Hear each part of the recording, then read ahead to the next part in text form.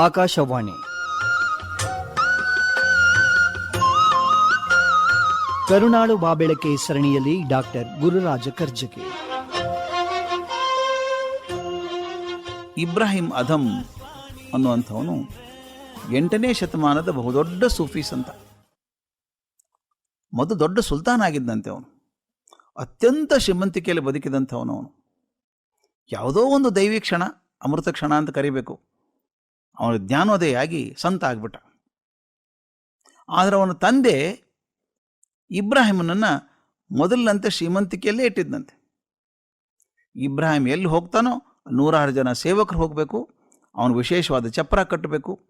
ಚಪ್ರ ನಿರ್ಮಿಸುವಾಗ ಕೆಲವು ಕಾವ್ಯಗಳಲ್ಲಿ ಬರ್ತದೆ, ಹೇಗಿದ್ದ ಇಬ್ರಾಹಿಂ ಅಂದರೆ, ಚಪ್ರ ಕಟ್ಟಬೇಕಲ್ಲ, ಇರೋದಕ್ಕೆ ಅವನಿಗೆ ಟೆಂಟ್ ಹಾಕಬೇಕಲ್ಲ, ಹಗ್ಗ ಕಟ್ಟಬೇಕಲ್ಲ, ನೆಲಕ್ಕೆ ಗೂಟ ಹೊಡೆದು. ನೆಲಕ್ಕೆ ಹೊಡೆದ ಗೂಟ ಕೂಡ ಬಂಗಾರದಾಗಿರ್ತಿತ್ತಂತೆ. ಇಬ್ರಾಹಿಂ ಯಾವುದಾದ್ರೂ ವಸ್ತುವನ್ನು ಅಪೇಕ್ಷೆ ಮಾಡೋ ಮೊದಲೇ ಸಿದ್ಧ ಆಗಿ ಅವನ ಮುಂದೆ ಬಂದುಬಿಡಬೇಕು. ಅಷ್ಟು ಶ್ರೀಮಂತಿಕೆ ಅವರ ಅಪ್ಪಂದು. ಇಬ್ರಾಹಿಮನ್ ಹಾಗೆ ನಡೆಸ್ಕೊಂಡ. ಒಂದು ಬಾರಿ ಇಬ್ರಾಹಿಂ ತನ್ನ ಅತ್ಯಂತ ದೊಡ್ಡ ಸೈನ್ಯದೊಂದಿಗೆ, ಪರಿವಾರದೊಂದಿಗೆ ಪ್ರವಾಸ ಮಾಡಿಕೊಂಡು ಒಂದೆಡೆ ಬಂದ, ವಾಸ್ತವ್ಯ ಹೂಡಿದ್ದ.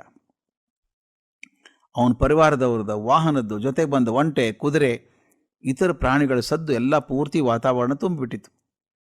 ಅವ ಭಿಕ್ಷುಕ ಬಂದ. ಯಾರೋ ಮಹಾರಾಜ ಬಂದಿದ್ದಾನೆ, ತನಗೇನಾದರೂ ದಾನ ಸಿಕ್ಕಿತು, ಹೆಚ್ಚಿನ ಭಿಕ್ಷೆ ದೊರಕಿತು ಅಂತ ಆಸೆಯಿಂದ ಇಬ್ರಾಹಿಂ ಇದ್ದ ಡೇರಿ ಒಳಗೆ ಬಂದ. ಅಲ್ಲಿದ್ದವ್ರು ಕಾವಲುಗಾರ ಹೇಳಿದರು, ಬಂದವನು ರಾಜ ಅಲ್ಲಪ್ಪ, ಅವನು ಸೂಫಿ ಸಂತ ಅಂತ ಹೇಳಿದರು. ಇವ್ರಿಗೆ ಆಶ್ಚರ್ಯವಾಯಿತು, ದುಃಖನೂ ಆಯಿತು. ಏನ್ರಿ, ಸಂತ ಹಿಂಗಿರೋಕ್ಕೆ ಸಾಧ್ಯ ಇದೆಯಾ? ಈ ಪರಿವೈಭವದಲ್ಲಿರೋ ಸಾಧ್ಯನಾ? ಸರಿನಾ ಅದು? ಸಂತ ಅಂದ್ರೆ ಹಿಂಗಿರ್ಬೇಕಾ? ಇಷ್ಟು ಶ್ರೀಮಂತಿಕೆನಾ? ದ್ವಾರಪಾಲಕರ ಅಪ್ಪಣೆ ತಗೊಂಡು ಇಬ್ರಾಹಿಮಿನ ಡೇರೆ ಒಳಗೆ ಭಿಕ್ಷುಕ ಬಂದ. ಇದನ್ನು ಡೇರೆ ಅಂತ ಯಾರು ಹೇಳ್ಬೇಕ್ರಿ? ಒಂದು ಅರಮನೆ ಇದ್ದಂಗಿದೆ. ಏನು ಪರದೆ, ಏನು ಮೆತ್ತನೆ ಹಾಸುಗಳು ಹಾಕಿದ್ದಾರೆ, ವಜ್ರ ಖಚಿತವಾದ ಸಿಂಹಾಸನಗಳು, ಹೂವಿನ ಕರಂಡಕಗಳು. ಒಂದು ಹಂಸತೂಲಿಕಾ ತಲುಪದ ಮೇಲೆ ಅರ್ಧ ಆಣಿಸ್ಕೊಂಡು ಇಬ್ರಾಹಿಂ ಕೂತಿದ್ದಾನೆ.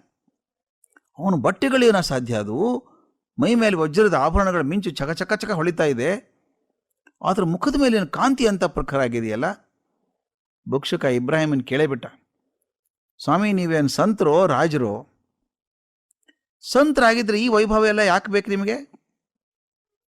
ಇಬ್ರಾಹಿಂ ಅತ್ಯಂತ ಶಾಂತವಾಗಿ ಹೇಳ್ದ, ಹೌದು, ಇದೆಲ್ಲ ಬೇಕಿಲ್ಲ, ಇದ್ರೆ ತೊಂದರೆನೂ ಇಲ್ಲ ಅಂದ. ಹೌದೇ, ತೊಂದರೆ ಇಲ್ವಾ? ಹಾಗಾದ್ರೆ ಇದನ್ನೆಲ್ಲ ಬಿಟ್ಟು ನನ್ನ ಜೊತೆಗೆ ಬರ್ತೀರಾ, ಮಕ್ಕಕ್ಕೆ ಹೋಗೋಣ ಅಂದ. ನಡಿ ಹೋಗೋಣ ಅಂದ ಇವನು. ಇಬ್ರಾಹಿಂ ತನ್ನ ಆಭರಣಗಳನ್ನು, ವಸ್ತ್ರಗಳನ್ನು ತೆಗೆದಿರಿಸಿ ಯಾರಿಗೂ ಹೇಳ್ದೇನೆ ಹಿಂದಿನ ಬಾಗಿಲಿಂದ ಭಿಕ್ಷುಕನ ಕರ್ಕೊಂಡು ಹೊರಟೇ ಬಿಟ್ಟ. ಇಬ್ಬರು ಮರುಭೂಮಿಯಲ್ಲಿ ನಡೀತಾ ಸ್ವಲ್ಪ ದೂರ ಹೋದರು. ಕತ್ಲೆ ಆಗ್ತಾಯಿತ್ತು. ತಕ್ಷಣ ಭಿಕ್ಷುಕನ ನೆನಪಾಯಿತು, ಅಯ್ಯೋ, ತನ್ನ ಭಿಕ್ಷಾ ಪಾತ್ರೆಯನ್ನು ಡೇರೆಯಲ್ಲೇ ಬಿಟ್ಟು ಬಂದಿದ್ದಾನೆ. ಇಬ್ರಾಹಿಂ, ನಾನು ಭಿಕ್ಷಾ ಪಾತ್ರೆಯಲ್ಲಿ ಬಿಟ್ಟು ಬಂದಿದ್ದೇನೆ, ತೊಗೊಂಬರೋಣ ಬಾ, ಇಲ್ಲಿ ಹೋದ್ರೆ ನಾಳೆ ನನಗೆ ಊಟಕ್ಕೆ ಕಷ್ಟ ಆಗುತ್ತೆ, ಅಥವಾ ನೀನು ಇಲ್ಲೇ ಕೂತಿರು, ನಾನು ಹೋಗಿ ಬೇಗ ತಂದುಬಿಡ್ತೇನೆ ಅಂತ ಭಿಕ್ಷುಕ ಹೊರಟ. ಅವನನ್ನು ತಡೆದು ನಕ್ಕೆ ಹೇಳಿದಂತೆ ಇಬ್ರಾಹಿಮು, ವ್ಯತ್ಯಾಸ ಗೊತ್ತಾಯ್ತೇನಪ್ಪ ಗೆಳೆಯ, ನಿನ್ನಲ್ಲಿದ್ದದ್ದು ಒಂದು ಭಿಕ್ಷಾ ಪಾತ್ರೆ ಮಾತ್ರ, ನೀನು ಅದಕ್ಕೆ ಅಂಟುಕೊಂಡಿದ್ಯಾ, ಭಿಕ್ಷಾ ಪಾತ್ರೆ ಇಲ್ಲ, ಅದಿಲ್ಲದೆ ಬದುಕೋದು ಕಷ್ಟ ಆಗತ್ತೆ ಅಂತ. ನನ್ನ ಸುತ್ತಮುತ್ತ ಇದು ಏನೆಲ್ಲ ಇದ್ರೂ ನನಗೆ ಬೇಕಿಲ್ಲ, ಅವುಗಳನ್ನ ಹಾಗೆ ಬಿಟ್ಟು ಬಂದುಬಿಟ್ಟೆ ನಾನು ಅಂತ ಹೇಳಿದಂತೆ. ಆಗ ಭಿಕ್ಷುಕ ಇಬ್ರಾಹಿಮನ ಕಾಲಿಗೆ ಬಿದ್ದು ಕ್ಷಮೆ ಕೇಳಿದಂತೆ, ಸ್ವಾಮಿ, ನಿಜವಾಗ್ಲೂ ತಾವು ಸಂತರೆ. ಸಂತತ್ವ ಅಂದರೆ ಯಾವುದಕ್ಕೂ ಅಂಟುಕೊಳ್ಳದೇ ಇರುವಂಥದ್ದು. ನೀರಿನಲ್ಲಿದ್ದು ಕೂಡ ಅಂಟಿಸಿಕೊಳ್ಳದೇ ಇರುವಂಥ ಕಮಲದ ಎಲೆ ಥರ ಬದುಕಬೇಕು. ನಿಮ್ಮ ಸುತ್ತಲ ಶ್ರೀಮಂತಿಕೆ ಇದೆಯೋ ಬಡತನ ಇದೆಯೋ, ಅದು ಯಾವುದೂ ನನ್ನದಲ್ಲ, ಅಂಟದೆ ಬದುಕುವಂಥ ಗುಣ ಸಂತತ್ವ. ಇಬ್ರಾಹಿಂ ಆ ಸಂತತ್ವಕ್ಕೆ ಒಬ್ಬ ಮಾದರಿಯಾದಂಥವನು. ಕರುನಾಳು ಬಾಬೆಳಕೆ ಸರಣಿ ಕಾರ್ಯಕ್ರಮ ಪ್ರಸಾರವಾಯಿತು. ಪ್ರಸ್ತುತಿ ಡಾಕ್ಟರ್ ಗುರುರಾಜ ಕರ್ಜಗಿ. ನಿರ್ವಹಣೆ SR ಭಟ್. ಪ್ರಸಾರ ಸಂಯೋಜನೆ MG ರವಿ. ಇದು ಆಕಾಶವಾಣಿ FM ರೈನ್ಬೋ ಪ್ರಸ್ತುತಿ. ಈ ಕಾರ್ಯಕ್ರಮದ ಎಲ್ಲ ಸಂಚಿಕೆಗಳನ್ನು ಮತ್ತೊಮ್ಮೆ ಕೇಳಲು ಯೂಟ್ಯೂಬ್ ಚಾನೆಲ್ ಸಬ್ಸ್ಕ್ರೈಬ್ ಮಾಡಿ. ಯೂಟ್ಯೂಬ್ ಚಾನೆಲ್ ವಿಳಾಸ FM ರೈನ್ಬೋ 101.3 ಕನ್ನಡ ಕಾಮನಬಿಲ್ಲು. Akashvani FM rainbow. Akashvani FM rainbow 101.3 MHz. Musically yours.